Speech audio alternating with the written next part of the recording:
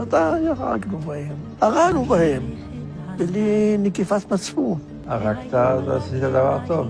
הייתי מוכן להרוג. אני אספר לה שאני הייתי רוצח. עד היום נוציא את האקדח, הרג את כולם. יאללה, לקחו אותם כמו חרות. בזמן קרב, אם מישהו הרים ידיים, משהו כזה. לא לקחתי שבויים. כמה אתה חושב אנשים הרגת ככה? לא ספרתי. לא יכול לדעת בחיי. הוא תפס אישה, חתיכה צעירה, נכנס לבית אחד, הכין חדר מיטות, עם מיטל, פרטה לזיין אותה.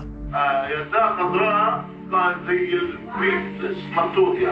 אחד אנס שם איזה ילדה בת 16, משהו כזה. אתה מבין?